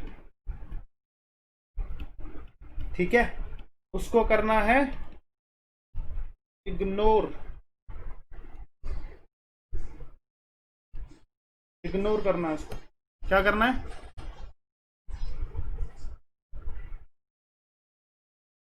तो यहां पे लिख दो इग्नोर की जगह नॉट एप्लीकेबल। यहां पर नहीं लेना है। कोई इसका रीजन बताएगा, कोई कुछ समझ में आ रहा होगा तो किसी को। सर अगर इसके बाद की जो दूसरी वाली है, क्योंकि सर वो मार्केट वैल्यू जब 1/4 को जब बड़ी होगी, मतलब 1/4/2001 को कंसीडर की होगी मार्केट वैल्यू, तो उसमें तो वो इम्प्रूवमेंट होगी पहले से। वेरी वेरी गुड, समझ में आ रहा है लॉजिक। जब हमने उसकी मार्केट वैल्यू ले ली कि जो जो जिस प्रॉपर्टी को 1/4/2001 से पहले परचेज किया गया था और उस पर इम्प्रूवमेंट भी 1/4/2001 से पहले की गई थी, 1/4/2001 से पहले की गई थी क्या इम्प्रूवमेंट, कॉस्ट ऑफ इम्प्रूवमेंट यहाँ पे लगाया, और यहाँ पर कॉस्ट ऑफ एक्विजिशन। तो यानी कि हमने बोला कि यहाँ पर और यहाँ पर जो भी वैल्यू हमने खर्चा किया गया होगा, यहाँ पर ले रहे हैं हम फेयर मार्केट वैल्यू। तो फेयर मार्केट वैल्यू में हमने उसका इसकी वजह से भी कंसीडर हुआ होगा या नहीं हुआ होगा। फेयर मार्केट में मार्केट वैल्यू जो है इसकी वजह से भी ये वाली वैल्यू इफेक्टेड हुई होगी, नहीं हुई होगी। यस सर हुई होगी। मान लो यहाँ पर मैं एक ही माला था तो यहाँ पर उसकी फेयर मार्केट वैल्यू कम होती, लेकिन कॉस्ट ऑफ इम्प्रूवमेंट करके हमने दूसरा माला और बनाया था, यहाँ पर फेयर मार्केट वैल्यू ज्यादा हो गई। तो ये क्या इसमें कंसीडर हो गया या नहीं हो गया इस कॉस्ट में। Yes sir, cost of acquisition ऊपर वाले में कंसीडर कर लिया गया है। जब एक बार उस कॉस्ट को कंसीडर कर लिया गया है, आपने ये वाली कॉस्ट भी कंसीडर कर ली, ये वाली कॉस्ट भी कंसीडर कर ली, तो जब भी इससे ये वाली कंसीडर कर ली तो इससे पहले जो भी होगा उसको क्या करेंगे हम, नॉट एप्लीकेबल यानी कि इग्नोर करके चलोगे। बात आ गई क्या क्लियरली समझ में, लॉजिकल है चीज, बोलो। यस सर लॉजिकल लग रही है। चलो 5 अप्रैल 2005 को हुआ, दूसरा इंप्रूवमेंट कब हुआ, 5 अप्रैल 2005 को हुआ। 5 अप्रैल 2005 को अगर जो हुआ तो उसमें तो sir cost of acquisition indexation लगेगा ही लगेगा, ठीक है। तो क्या लगाना है जल्दी बताओ, कितना है, कितना रुपए खर्चा किया था, खर्चा किया था सर 5 लाख रुपए का। तो 5 लाख रुपए का खर्चा किया था तो यहाँ पे आ जाएगा 5 लाख रुपए। बेस ईयर कौन सा लेंगे, 5 और 6 मल्टीप्लाई करेंगे 19 और 20 में उसको सेल किया है, कितना आ जाएगा 5 लाख रुपए। और ये बोलो बोलो 5 6 का इंडेक्सेशन, तो 5 और 6 का जब इंडेक्सेशन है 117, तो 17, 5 और 6 का जो इंडेक्सेशन है वो है 117 रुपए। तो 117 रुपए यहाँ पे आ गया। 117 रुपये यहाँ पर आ गया है। कहाँ गया कहाँ गया, ये 117 रुपये आ गया। तो 117 रुपये यहाँ पर ले लिया जाएगा और 289 यहाँ पे ले लिया जाएगा। तो जल्दी बता दो मेरे को कितना हो गया है इंडेक्स कॉस्ट ऑफ इम्प्रूवमेंट। 12,45,073 को राउंड ऑफ कर दो, एक बढ़ा दो। 12,45,000 क्या है आगे? 35। अच्छा 35 है। 35 दोबारा बोलो क्या है? 12,35,043 रुपीज। अच्छा 12,35,000 42 43 हो गई। चलो ये है वैल्यू। अब इसमें से लेस कर दो, किस किस को लेस करना है? 50 लाख में से ये वैल्यू लेस हो जाएगी, एक कॉस्ट ऑफ एक्विजिशन की। दूसरी वैल्यू ये लेस हो जाएगी। जितना भी आएगा वो क्या चीज़ हो जाएगा? Long term capital gain. क्या ये निकालना आगे आपको लोगों को अच्छे से? क्या ये निकालना आगे आप लोगों को अच्छे से? यस सर, आ चुका है हमें निकालना, कोई परेशानी वाली बात नहीं है। ठीक है चलो, अब मैं आपसे एक और बात करने जा रहा हूँ। मान लो कि मेरे पास अब जब भी शेयर्स जो होते हैं ना, शेयर्स हैं, क्या ये मेरा कैपिटल एसेट्स है? यस सर, कैपिटल एसेट्स हैं हमारे। और कैपिटल एसेट्स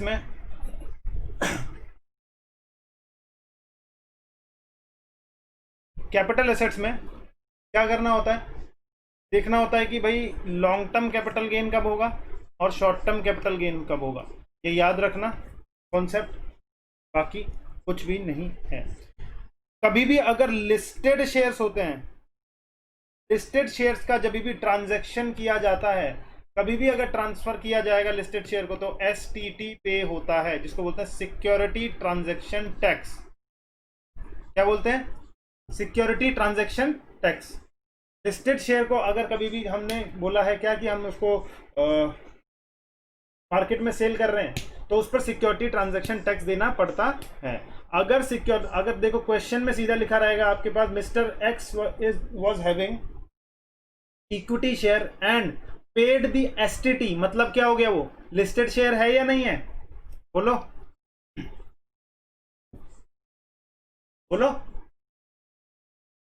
अरे बोलो। उसका मतलब हो गया कि वो इसने STT पे किया, मतलब उसने क्या किया? लिस्टेड शेयर को बेचा। जब लिस्टेड शेयर को बेचेगा तो कितने साल पीरियड ऑफ होल्डिंग देखा जाएगा? देखो, लॉन्ग टर्म कैपिटल गेन और शॉर्ट टर्म कैपिटल गेन, तो पीरियड ऑफ होल्डिंग के बारे में, पीरियड ऑफ होल्डिंग मतलब कितने साल तक होल्ड करके रखा तुमने, उस पर ही डिपेंड करता है। अगर लिस्टेड शेयर की बात आएगी, बताओ बताओ कितने साल? 1 ईयर यानी 12 मंथ। अरे यही देखा जाएगा ना, 12 मंथ। 12 मंथ के अगर बाद बेचोगे तो long term capital gain, 12 month से पहले बेचोगे तो शॉर्ट टर्म कैपिटल गेन आ जाएगा सर। ठीक है, बात आ गई है यहाँ पे? मैंने कहा हाँ आ गई है बात समझ में। चलो आगे देखते हैं क्या चीज होगा। अब मान लो कि उसने क्वेश्चन में बताया कि एक लिस्टेड शेयर्स थे, इक्विटी शेयर्स। क्या बोला उसने क्वेश्चन में? क्या बोला? इक्विटी शेयर्स थे उसके पास, मिस्टर एक्स के पास, और केस 1 कर दिया उसने। केस 1 में कहा उसने कि STT पेड। केस 2 में बोला उसने STT नॉट पेड। समझ में आ रहा है या नहीं आ रहा है? STT not paid. तो जब भी ऐसा कुछ आएगा, कभी भी अगर ऐसा कुछ आएगा तो क्या होगा? बोलो बोलो, क्या डिफरेंस हो जाएगा दोनों में? तो लिस्टेड की तरह ट्रीट किया जाएगा, इसको अनलिस्टेड की तरह ट्रीट किया जाएगा। अगर ये अनलिस्टेड हो गए तो पीरियड ऑफ होल्डिंग क्या चीज हो जाएगा? इसका कितना देखा जाएगा शॉर्ट टर्म और लॉन्ग टर्म के लिए? बोलो बोलो, 2 ईयर्स। इसका पीरियड ऑफ होल्डिंग कितना देखा जाएगा? 1 ईयर, अरे यही याद है ना, अनलिस्टेड शेयर्स। एसटीटी पे नहीं किया मतलब वो लिस्टेड नहीं है, लिस्टेड नहीं है मतलब अनलिस्टेड है। समझ में आ गया? तो पीरियड ऑफ होल्डिंग में कितना आ जाएगा यहाँ पे सर? 2 ईयर आ जाएगा। जब ये 2 ईयर आ जाएगा तो क्या होगा? एग्जाम्पल ले, एक शेयर था, इक्विटी शेयर, मिस्टर एक्स के पास 10,000 इक्विटी शेयर्स थे। 10,000 इक्विटी शेयर को उसने 19 एंड 20 में, यानी कि ऑन 25 मार्च 2020 में सेल कर दिया एट द रेट ऑफ 50 रुपये। ठीक है, एट द रेट ऑफ कौन सा? 50 रुपये का, 100 रुपये का मान लो। ठीक है,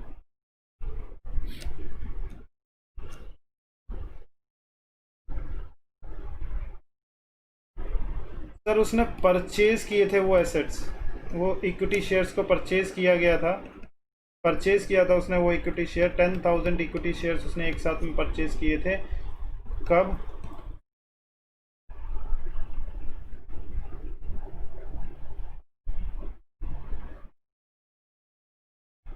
पच्चीस जनवरी 2019 में।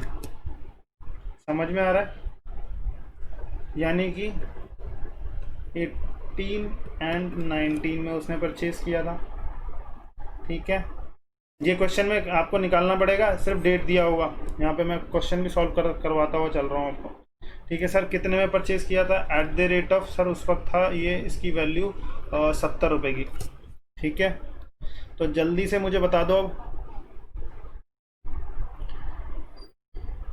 लॉन्ग टर्म कैपिटल गेन या short term capital gain. Case 1, STT was paid. Case 2, STT not paid। दोनों केस में क्या होगा? सबसे पहला केस जल्दी बताओ, STT पेड किया गया है तो क्या होगा? बोलो। STT पेड किया गया तो वो क्या है? लिस्टेड, लिस्टेड ही है। जब लिस्टेड होगा तो पीरियड ऑफ होल्डिंग कितनी, कहाँ से लेके कहाँ तक देखी जाए? पीरियड ऑफ होल्डिंग कितनी आएगी? पीरियड ऑफ होल्डिंग आ गई उसकी 25 मार्च 2020 से लेके कहाँ तक? 25, सॉरी ये तो सेल की है ना ऊपर, 25 जैन। पीरियड ऑफ होल्डिंग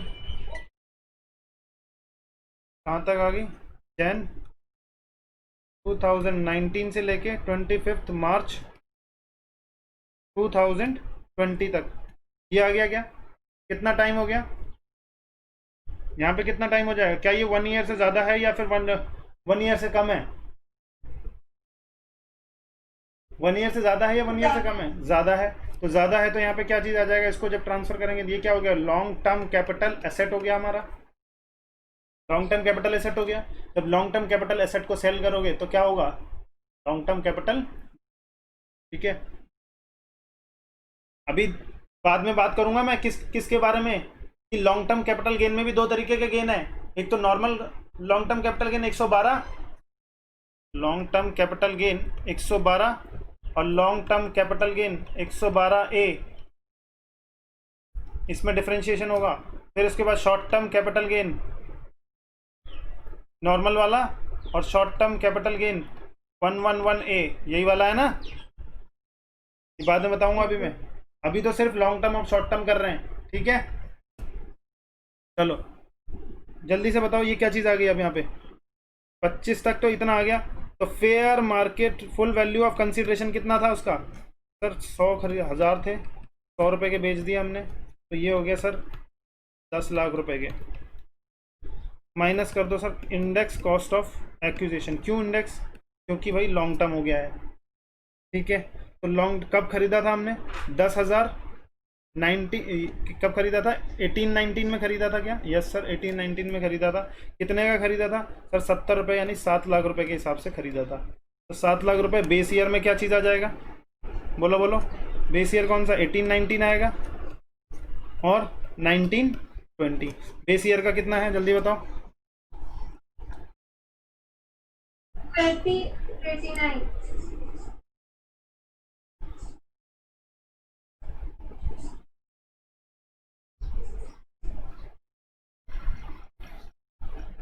कितना है बेस ईयर का? 280। 280 है, ठीक है। यहाँ पे कितना आ जाएगा? 280 और 280 आएगा, और यहाँ पे क्या था? 289 आएगा। कितना आ गया? 7 लाख। कितना बताया आपने इशिता? 22,500 रुपये आ गया। तो अब इसको डिवाइड करके यहाँ पे नीचे से कितना बचेगा बताओ। इतना ही बचा, इसको क्या बोलेंगे? Long term capital gain. समझ में आ गया? 2,77,500। 2,77,500 आ गया, ठीक है। अब केस टू। केस टू में क्या बोला? STT not paid. जब STT पेमेंट किया ही नहीं तो क्या ये अनलिस्टेड है? हाँ अनलिस्टेड है। तो पीरियड ऑफ होल्डिंग हमारे लिए कितना मैटर करेगा लॉन्ग टर्म शॉर्ट टर्म के लिए? 2 ईयर। 2 ईयर मैटर करने वाला है ना? अरे बोलो। यस। तो पीरियड ऑफ होल्डिंग कहाँ से कहाँ तक? सेम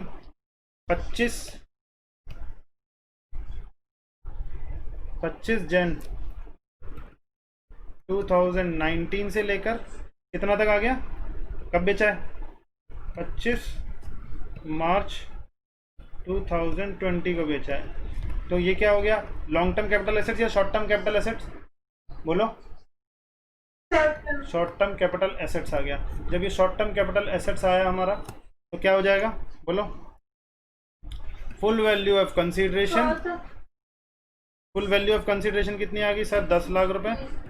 10 लाख रुपए मिलेगा, माइनस हो जाएगा कॉस्ट ऑफ एक्विजिशन। क्या यहाँ पे इंडेक्सेशन का बेनिफिट दिया जाएगा? नहीं। क्यों? क्योंकि सर शॉर्ट टर्म है, इंडेक्सेशन का कोई बेनिफिट नहीं मिलेगा। तो यहाँ पे सीधा सीधा कितना आ जाएगा? 7 लाख रुपए। 7 लाख रुपए कैसे? 10,000 इंटू 70, और ये 10,000 इंटू 10,000 इंटू 100, ठीक है। 7 लाख रुपए आ गया। 7 लाख में से यहाँ पे 3 लाख रुपए आ गया, और 3 लाख रुपए क्या चीज़ आ जाएगा? 3 लाख रुपए कितना आ गया? Short term capital gain. क्या क्लियरली समझ में आ रहा है या नहीं आ रहा है? एक और बात समझो, कभी भी अगर इंडेक्सेशन एक बेनिफिट है या नहीं है, बताओ। जब इंडेक्सेशन नहीं था तो हमारा कितना गेन आ रहा था?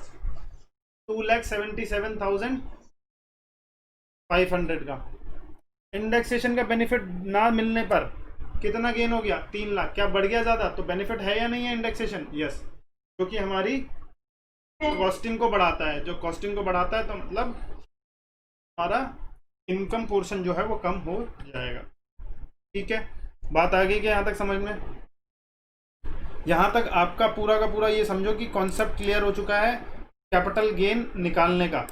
बाकी बस अब चीज़ें रह जाती हैं कुछ कुछ, जो मैं अब यहाँ पे डिस्कस करता रहूँगा। जैसे बीच बीच में अब मैं बोलता रहूँगा कॉस्ट ऑफ इम्प्रूवमेंट, उसको क्या मानना है, कॉस्ट ऑफ एसेट्स इस चीज़ के लिए क्या लेना है, cost of acquisition, sorry cost of acquisition इस चीज़ के लिए क्या लेना है, अच्छा इस केस में कॉस्ट ऑफ एक्विजिशन क्या लेना है। क्या समझ में आ जाएगा आपके?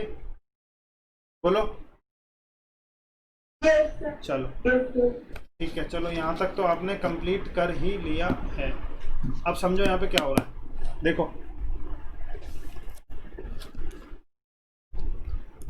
लॉन्ग टर्म कैपिटल गेन 112 ए कब बनेगा, और शॉर्ट टर्म कैपिटल गेन 111 ए कब बनेगा?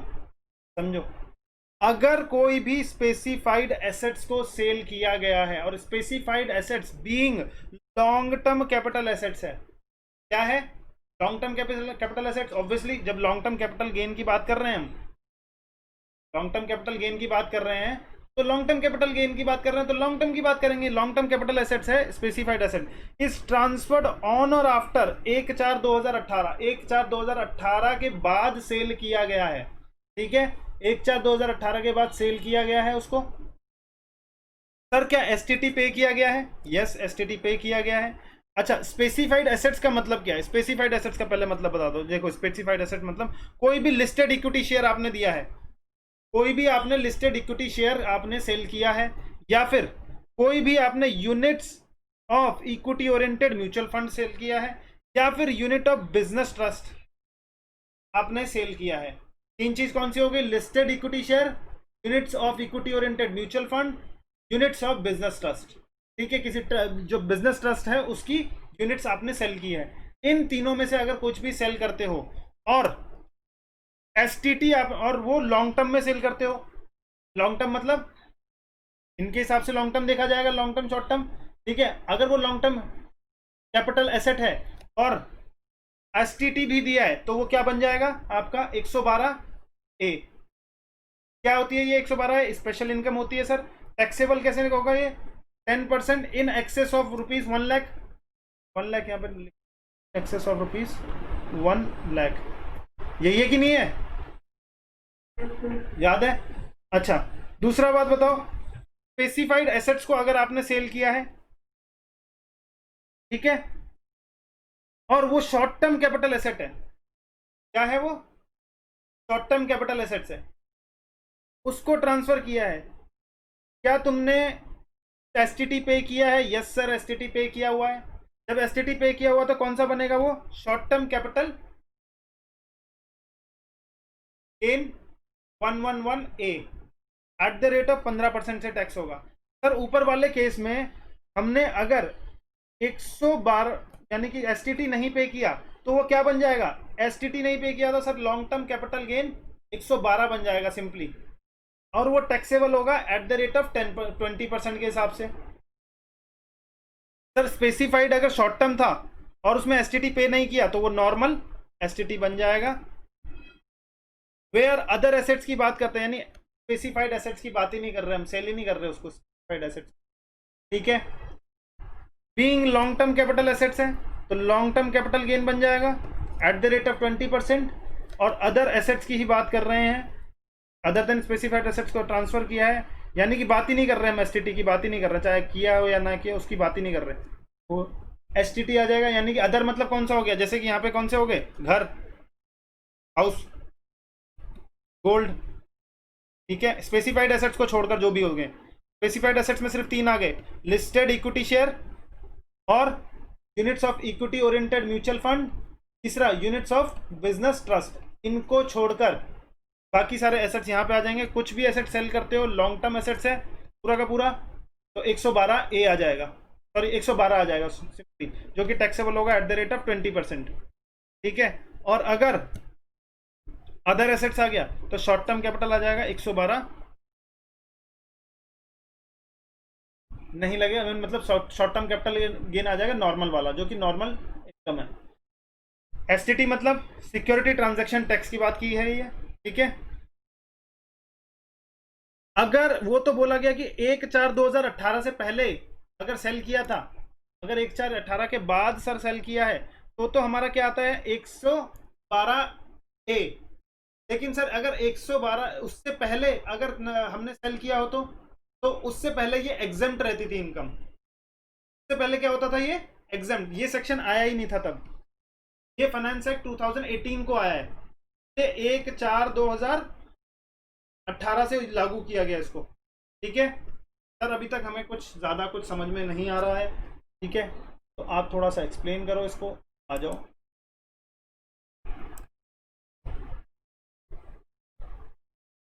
ये चार्ट बना लेना जो मैं बता रहा हूँ। स्पेसिफाइड एसेट्स का मतलब समझ में आ गया क्या आपको? स्पेसिफाइड एसेट्स को ट्रांसफर किया है हमने, ठीक है, कब ट्रांसफर किया है? 1/4/2018 ऑन और आफ्टर। स्पेसिफाइड एसेट्स को हमने ट्रांसफर किया। सर स्पेसिफाइड एसेट्स मतलब, स्पेसिफाइड एसेट्स में listed equity share, units of equity oriented mutual fund, और यूनिट्स ऑफ बिजनेस ट्रस्ट। इनको अगर हमने सेल कर दिया है, अगर ये हमारा short long term capital assets है तो क्या होगा, शॉर्ट टर्म कैपिटल एसेट्स है तो क्या होगा। लॉन्ग टर्म कैपिटल एसेट्स में भी दो चीज़ें, एसटीटी अगर पेड किया है तो क्या होगा, एसटीटी अगर पेड नहीं किया गया है, not paid, STT not paid, तो क्या होगा। इसमें भी दो चीज़ें, क्या चीज़ है, सर एसटीटी पेड किया है, एसटीटी नॉट पेड। समझ में आ रहा है ये पूरा? यस सर समझ में आ रहा है। अगर लॉन्ग टर्म कैपिटल एसेट्स है, एसटीटी पे किया गया है, तो इस पर लॉन्ग टर्म कैपिटल गेन आएगा, पर क्या आ जाएगा, लॉन्ग टर्म कैपिटल गेन आएगा सर। और लॉन्ग टर्म कैपिटल गेन कौन सा गेन बनेगा, 112A बनेगा। अभी हम बात किसकी कर रहे हैं, जिनको ट्रांसफर किया गया है ऑन और आफ्टर 1/4/2018 को, ठीक है। इसको ये स्पेशली किस चीज़ के लिए, अच्छा इसको ट्रांसफ़र किया गया है 1/4/2018 को ट्रांसफ़र किया गया है, ठीक है। इसके लिए यानी कि शॉर्ट टर्म कैपिटल गेन में कभी भी ट्रांसफ़र किया, इसके लिए कोई वो नहीं है, तो यानी कि इसको यहाँ से हटाते हैं, ट्रांसफ़र ऑन और आफ्टर, ठीक है। यही आ रहा है, आ जाओ। दूसरा ये आता है क्या, long term capital gain 112A बन जाएगा। सर अगर एसटीटी पे नहीं किया गया तो वो नॉर्मल एसटीसीजी रहेगा, और इसको टैक्स करेंगे at the rate of taxable, बताओ इसकी टैक्सेबल 10%, एक्सेस ऑफ ₹1,00,000 आ जाएगा। लॉन्ग टर्म बताओ, लॉन्ग टर्म अगर नॉर्मल होगा तो एट द रेट ऑफ 20% इसका रहता है। सर अगर ये शॉर्ट टर्म हुआ तो शॉर्ट टर्म कैपिटल एसेट्स को ट्रांसफर किया और एसटीटी पे किया है, तो एसटीटी अगर पे किया है तो स्पेशल इनकम बनेगी, एसटीसीजी तो आएगा ही आएगा, ये तो सबको ही पता है, कोई एलटीसीजी तो नहीं बोलेगा इधर, एसटीसीजी आएगा। और सर ये एसटीसीजी कौन सा होगा, 111A वाला होगा, ठीक है। तो एट द रेट ऑफ कितने परसेंट से, 15% से। अगर सर एसटीटी नहीं पे किया गया है तो वो नॉर्मल आ जाएगा एसटीसीजी, नॉर्मल वाला, इसको नॉर्मल इनकम मानते हैं, जो कि इंडिविजुअल के केस में स्लैब रेट पे जाती है। समझ में आ रहा नहीं आ रहा, इंडिविजुअल के केस में स्लैब रेट पे जाएगी, इसका कोई स्पेशल रेट है क्या, तो बोलो। नो सर, इसका कोई स्पेशल रेट नहीं है। सर एक और बात बताओ कि इसके बारे में, जो यहाँ पर हमने लिखा 1/4/2018 के बाद सेल की गई, तो ये कहानी है। सर अगर 1/4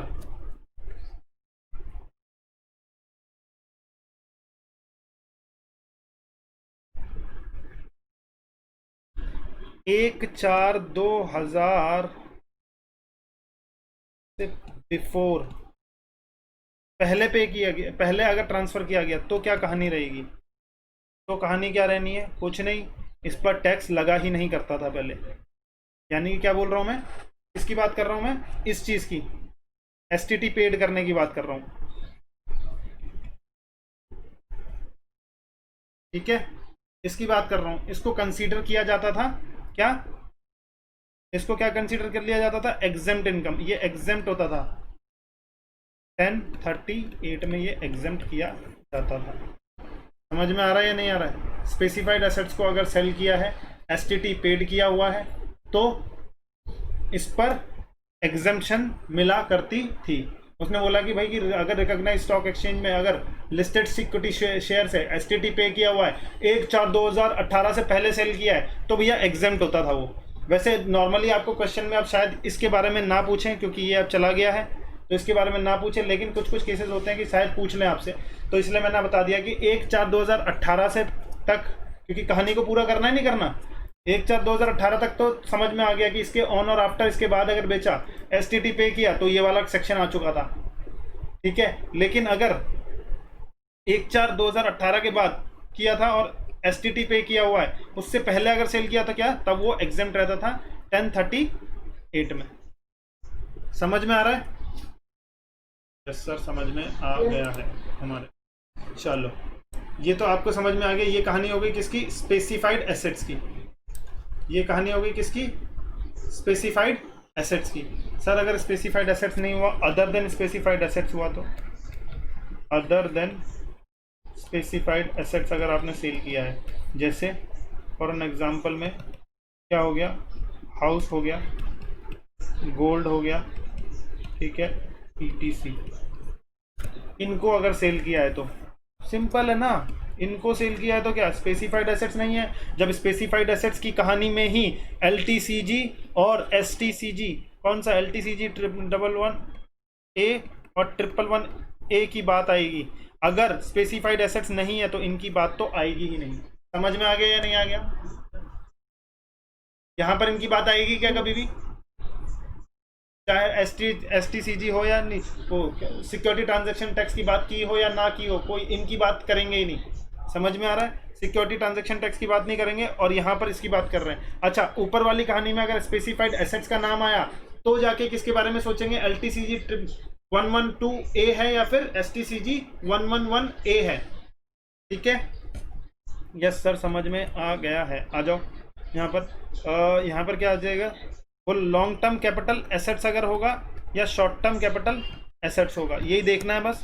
लॉन्ग टर्म कैपिटल एसेट्स हुआ तो लॉन्ग टर्म कैपिटल गेन आ जाएगा नॉर्मल वाला, और सॉरी ये वाला नॉर्मल वाला नहीं है, 112 वाला है। ये है 112 वाला। एक 112 होता है, एक 112A होता है, यही होता है ना? ये 112 वाला आ जाएगा और ये वाला कौन सा आ जाएगा? Short term capital gain. कौन सा आ गया ये वाला? बोलो बोलो। नॉर्मल वाला। और ये नॉर्मल वाला है तो टैक्स से इस पे नॉर्मल टैक्स इनकम इंडिविजुअल के केस में नॉर्मल पे आएगा, और इसके केस में कितना आ जाएगा? @20%। ठीक है, समझ में आ गया क्या? यस सर, समझ में आ गया है। अब एक और बात समझो सर, जो STT पे किया गया है वो STT कब पे किया गया है? खरीदते वक्त पे किया गया है या सेल करते वक्त पे किया गया है? समझ में आ रहा है नहीं आ रहा? जो हम यहाँ पर बात कर रहे हैं इतनी देर से, सर जो STT पे किया गया ये खरीदते वक्त पे किया गया है या फिर सेल करते वक्त पे किया गया है? ठीक है, ये बताओ पहले हमें। तो सुनो कहानी, अगर ये 112A की बात कर रहा है, यानी कि 112A के केस में इसमें परचेज के वक्त भी STT पे किया हो और सेल के वक्त भी STT पे किया हो, तभी जाके ये 112A बनेगा। वरना क्या बन जाएगा? मान लो कि परचेज के वक्त उसको पे नहीं किया STT, परचेज के वक्त STT पे नहीं किया, तो क्या हो जाएगा? वो नॉर्मल 112 बन जाएगा। समझ में आ रहा है या नहीं आ रहा है? अरे बोलो, नॉर्मल बन जाएगा ना 112। या तो वो LTCG 112A बनेगा या तो वो LTCG 112 बनेगा सिर्फ। अब दोनों में से कौन सा बनेगा? ये कंडीशन अगर फॉलो हो जाती है, यानी स्पेसिफाइड एसेट्स है, लॉन्ग टर्म कैपिटल एसेट्स है, शॉर्ट और STT भी पे किया गया है, और STT कब पे किया गया है? सर परचेज के वक्त और सेल के वक्त दोनों के वक्त पे किया गया है, तो बन जाएगा ये। अदरवाइज वो 112 ही रहेगा। समझ में आ गया? सर इसकी बात बताओ, STT not paid. STT not paid मतलब पे ही नहीं किया है, तो पे नहीं किया तो वो तो यही रहने वाला है, उसमें कोई प्रॉब्लम है नहीं। ठीक है, यानी कि इसमें क्या STT नॉट पेड, अगर उसने परचेज के वक्त भी अगर पेमेंट नहीं की है तो भी वो क्या चीज आ जाएगा? 112 ही बनेगा। ठीक है सर, शॉर्ट टर्म में क्या है? शॉर्ट टर्म में बोलो बोलो सर, परचेज के वक्त भी है क्या? नहीं, जरूरी नहीं है परचेज के वक्त, लेकिन यहाँ पे ऑन ट्रांसफर के वक्त STT पे किया होना चाहिए। सर क्या परचेज के वक्त जरूरी है? नहीं, परचेज के वक्त जरूरी नहीं है, ऑन ट्रांसफर के वक्त। अच्छा, यहाँ पे तो बात ही नहीं आएगी क्योंकि STT पे ही नहीं हुआ है। समझ में आया इसके बारे में या नहीं आया? बोलो, कोई डाउट है? पूछ लो। कंफ्यूजन तो बिल्कुल नहीं है ना मेरे ख्याल से?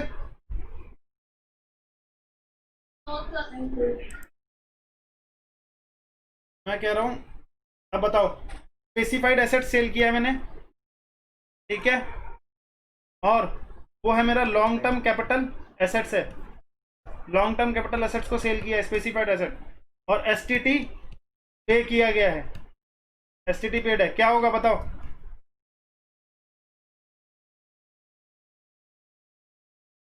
बताओ क्या होगा? लॉन्ग टर्म कैपिटल गेन या short term capital gain?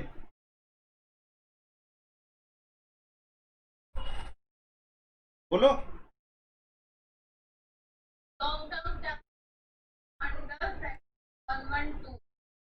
Under section 112 ए नहीं,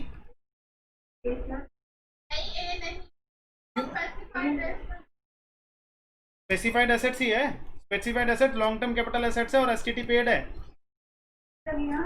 हाँ ए लगेगा। तो एक और बात पूछनी है तुम्हें कि सर वो क्या परचेज के वक्त भी उसने पे किया या नहीं किया? अगर परचेज के वक्त किया है और सेल के वक्त तो करना ही करना है, सेल के वक्त तो एसटीटी पे करना ही करना है, ठीक है, सेल के वक्त एसटीटी पे करना ही करना है। लेकिन अगर परचेज के वक्त भी किया है तो भी 100 तो ही 112 ए लगेगा। अगर मान लो दूसरा केस है कि परचेज के वक्त नहीं किया है, सेल के वक्त ही किया है, तो क्या लग जाएगा? LTCG 112। समझ में आ गया क्यों? अब देखो इस वाले के लिए तो बेनिफिट है ना, at the rate of 10% taxable होगा, वो भी एक्सेस ऑफ 1 लाख। लेकिन यहां पे तो सीधा सीधा एट द रेट ऑफ 30%। समझ में आया ना? यहाँ पे तो बेनिफिट है। यहाँ पे इसको उसने बोला जब तुमने अगर परचेज के वक्त भी एसटीटी पे किया रहेगा तब जाके हम तुमको इसका बेनिफिट देंगे 112 ए का, वरना नहीं देंगे। ठीक है, अगर मान लो स्पेसिफाइड एसेट्स का यानी listed equity shares, STT not paid, STT payment नहीं हुई है, ठीक है, और ये मेरा है short term capital gain, short term capital asset, sorry short term capital assets है, यानी पीरियड ऑफ होल्डिंग जो है शॉर्ट टर्म कैपिटल एसेट्स है। तो जल्दी बताओ क्या निकलेगा?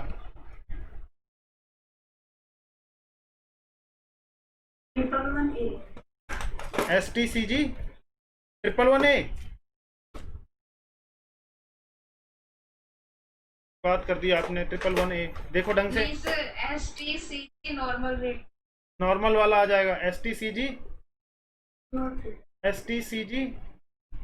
11A नहीं आएगा यहाँ पर, नॉर्मल क्या चीज आ जाएगा? नॉर्मल STCG आएगा। क्यों नॉर्मल STCG आएगा? क्यों? क्योंकि नॉट पेड। कभी भी STCG में एक तो स्पेशल क्या होना चाहिए? स्पेसिफाइड एसेट्स और STT पेड होना चाहिए, तभी जाके STT पेड होगा, तभी जाके क्या होगा? LTCG ए वाला स्पेशल वाला आएगा या फिर STCG ए वाला आएगा। समझ में आया नहीं आया? दोनों के दोनों केस में STT पे होना चाहिए। लेकिन अगर मैं इसकी बात करूं तो इसमें परचेज के वक्त भी पे होना चाहिए। ठीक है, ये कंडीशन है। देखो अब नॉर्मल में क्या होता है कि आपसे शायद पूछे या ना पूछे, अगर सिर्फ नॉर्मल STT भी पे बोला है ना आपको, तो भी आपको 112A ही लिखना है।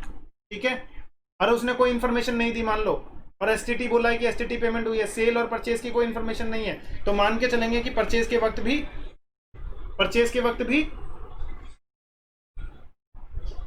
क्या हुआ है? पेमेंट हो रखा है। अच्छा, ये STT पेमेंट हो रखा है। अच्छा, यहाँ पे बोलो कि अगर ये STT पेड होता तो, इसी वाले केस में, ऊपर वाले केस में STT पेड होता तो क्या बन जाता? शॉर्ट टर्म कैपिटल एसेट्स है, शॉर्ट टर्म कैपिटल गेन हो जाता, वो भी 111A। अगर मान लो मैं बोलता हूँ परचेज के वक्त पे नहीं हुआ है STT, सेल के वक्त पे हुआ है, तो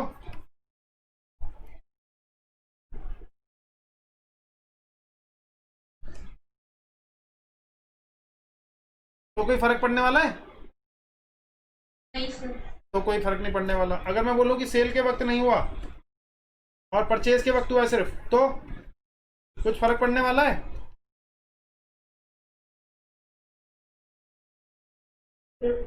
यस, क्या फर्क पड़ने वाला है? क्योंकि सेल के वक्त तो, ट्रांसफर के वक्त तो तुम्हें STT पे करना ही करना है। तो अब ये चीज क्या बन जाएगा? ये चीज बन जाएगा STCG नॉर्मल वाला। समझ में आ रहा है? सेल के वक्त तो पेमेंट करना ही करना है, परचेज के वक्त करो या ना करो, शॉर्ट टर्म में सेल के वक्त तो करना ही करना है तुम्हें, ठीक है, अगर ये वाला STCG 111A होना है तो। आई होप यहाँ पे चार्ट से बिल्कुल क्लियर है तुम्हें सब चीजें, है कि नहीं?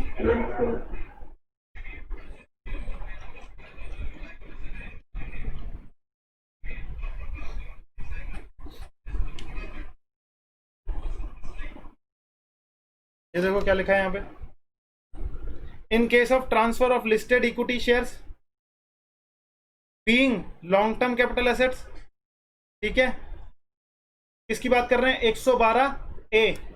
112A shall be applicable only when STT paid at the time of purchase as well as at the time of sale of share. अच्छा एक बात बताओ, मैंने यहाँ पे बोला स्पेसिफाइड एसेट्स पर परचेज और सेल, क्या स्पेसिफाइड एसेट्स की बात की है या फिर स्पेसिफाइड एसेट्स में सिर्फ और सिर्फ इक्विटी शेयर की बात की है?